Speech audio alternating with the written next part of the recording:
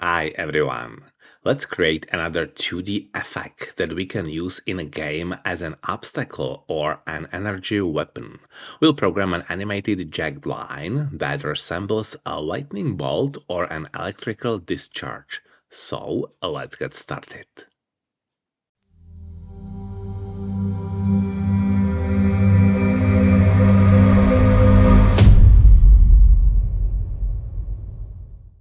So, as usual, I opened the Godot editor, which at the time of recording this video is version 4.7, and I will create a new scene with the appropriate node and shader. So right-clicking the scenes folder, create new scene. It will be a user interface this time, and let's call it, for instance, electric wave. Okay.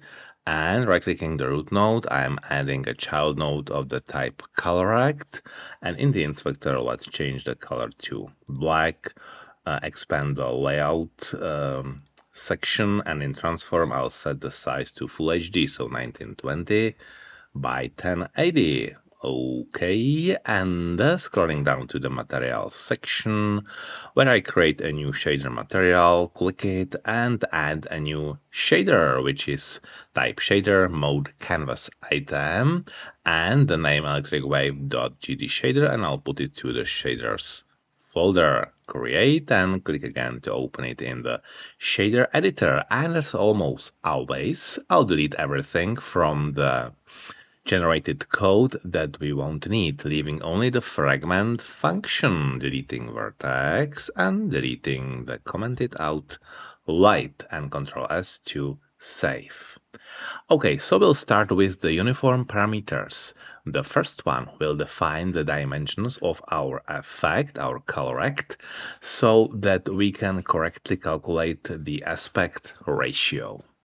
Okay, let's put it here, uniform vec2 resolution equals vec2 and 1920 and 1080 our full HD resolution. Okay, next we need a color that will be assigned to the final effect. I'll use a shade of blue as the default value. Uniform vec4 color with the hint source color and the default value, as I said, vec4, and let's do 0.1, 0.2, 0.9, and 1 for the alpha channel. Okay, finally, we'll add 4 parameters for shaping and animating the effect: speed, amplitude, scale, and sharpness. Okay, so uniform float speed with a hint range and 0.1 as the initial speed, and it goes from 0 to, let's say, 4 with a step point 0.1. The next one will be the amplitude of the wave, so uniform float amplitude with another hint range, and the initial amplitude I set to 0.5, and the range goes from 0 to 1 with the step point 0.1. The third one I'll name scale, uniform float scale, again with a hint range, and the initial scale would be 10, and the range goes from 1 to 1 to 100 with the step I think it was 0.1. Yeah, sure, why not? Okay, and the final one would be called sharpness. Uniform float sharpness with a hint range, and the initial sharpness was set to 5. Okay, and the range from 0 to, let's say, 10 with the step point 0.1. Okay, before we get to rendering the effect itself, we'll define two helper functions that will be very useful in this case. The first one uses an algorithm we've already seen in some previous tutorials, the calculation of the distance between the current pixel and a line segment. As you could see at the beginning of the video, our effect is composed of several such segments. So I will expand this window and I'll add a new function called dist2segment. Float dist2segment with parameters vec2 p for the current point or pixel, vec2 origin, sorry, origin, and vec2, let's call it seg, which will define the start and end of the line segment. Okay, and now vec2, let's call it 2p equals p minus origin and the usual formula, which is, why is it not correct? Yeah, sure, this should be comma, not the dot. Okay, so the formula, float t equals clamp of dot product of 2p and seg divided by another dot product, and this time seg and seg. Okay, and when clamping to the range from 0 to 1, so this is the distance, and we are returning the length of this this vector. Return length of 2p minus seg times t. Okay. Again, this is the formula that we used in some previous tutorials, and I think I explained the details before, so it's not necessary to do it now. Let's just note that it definitely works and we will generate a line segment. Okay, the second function is related to the animation. We'll use it to determine the current position of the segment vertices. For this, I'll use a simple pseudorandom generator based on the sine function. So I'm adding the second function, vec2, let's call it peak, and it has parameters float. I'll call it call x and float time. Okay, so the call x is simply the x coordinate of the current column, which is related to the current peak point, and time, of course, is a time variable, which we'll use for animation. And now float hash equals fract of sine of call x plus time, okay, and times 1000 to make it more pseudo-random, and times 2 minus 1, which means we are remapping then to the range from -1 to 1, so the line is jagged in both directions, vertically I mean. Okay, and now float envelope equals scale divided by 2 minus abs of call x, which will give us a line that is symmetrical around the center. And yeah, that's exactly what we want from an energy weapon or this kind of obstacle, something like a taser. And finally, let's return vec2 of call x, our x coordinate, and now hash times envelope times amplitude. Okay, and with the preparation complete, we can move on to the fragment function. I'll begin by defining the coordinates of the current pixel, which we'll handle a little differently this time. So let me write it first. Vec2 UV is simply UV, and Vec2, let's call it frag UV, would be UV times resolution. Resolution. Okay, so you may remember that in some cases I used frag chord instead of UV because it works better with the actual resolution of the colorect, whereas UV is always normalized to the range from 0 to 1.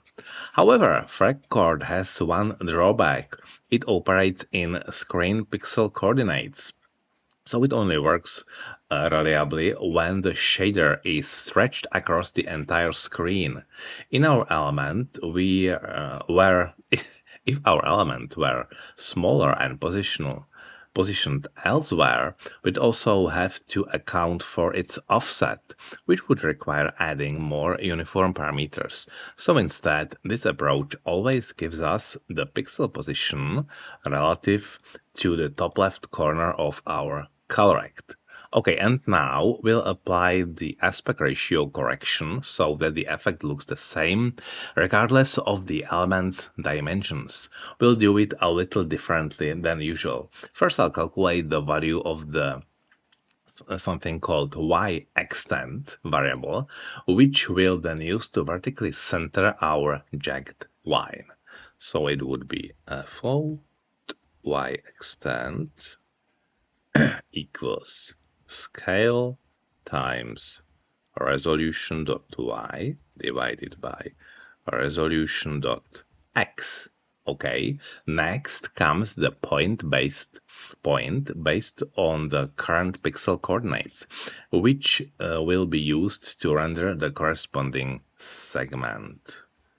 Vec2b equals frag UV times scale divided by resolution.x and minus vec2 scale divided by 2 and y-extent divided by 2 as well. Alright, what else do we need? We need a time variable multiplied by the speed parameter. Float time equals time times speed, and I think that during my experiments the speed was too high, so I divided it by 100 multiplying by 0.01. Okay, and finally, the x-coordinate of the point where the line bends. I'll subtract 0.5 from it so that the resulting effect is nicely symmetrical. Float call x equals floor of p.x, and as I said, minus 0.5. Okay, we are almost done. Now we'll finally use the peak function, this one, to calculate the current peak point and its two neighbors. So I will give them appropriate names. First, vec2 left neighbor equals peak of call x I mean, and time. All right. The next one will be the middle point. Let's call it vec2 mid, and it equals peak of call x plus 1, and of course time as the second parameter. And finally the right neighbor vec2 right equals peak of call x plus 2, and again time. All right, the last step is to determine the minimum distance to both line segments. So let's calculate it right here. Float d left for distance left equals dist to segment of p, the mid value, and left minus mid for the segment from the left to the middle peak point. Okay, next would be the right one. Float the right equals, again, this to segment, and the parameters are p, mid, and this time right.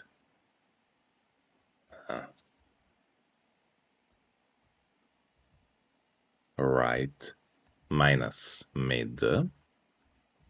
Okay, and finally, we want to know which one is closer to the current pixel. So we'll find the minimum of these two values. Float d equals minimum of d left and d right. Did I? Sorry. D right. Okay, that's it. And to render the final image, we'll simply take the selected color and subtract the calculated value D multiplied by the sharpness parameter. And I think I'll just show the element in the 2D editor so we can observe the result. Okay, so the final line is color, the output variable, equals color, our parameter, minus d times sharpness. Okay, wait for it. And yes, here it is.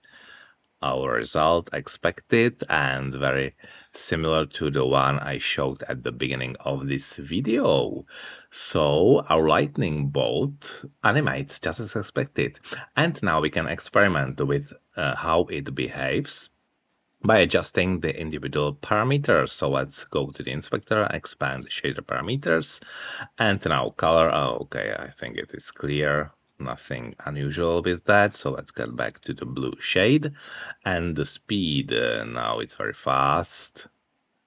Now it's completely stopped. Let's get back to our slow speed. Amplitude, of course, bigger and lower. Okay, and scale, the number of points and the scale factor. All right, and sharpness, if you want a sharper or something like blurry. I think we can create many interesting combinations with that. Okay, you may have noticed, let me show it again, that at higher speeds, the segments blend slightly. That's because the peak points positions change only vertically while remaining fixed horizontally. This could certainly be improved, for example, by adding a pseudo-random horizontal offset or modifying the scale parameter by the script some periodically, so we get a more variable result and the effect number of points. Okay, just get back. Okay, and so on. I think this should be everything I wanted to show about this effect. Thank you very much for watching. This effect certainly isn't perfect, but it should still find its uses, even if it's just for making an impassable corridor in a 2D maze or creating a simple energy weapon. It can enhance the visual quality of our game, or, at the very least, inspire further experiments. Anyway, take care, good luck with your projects, and I'll see you in the next video.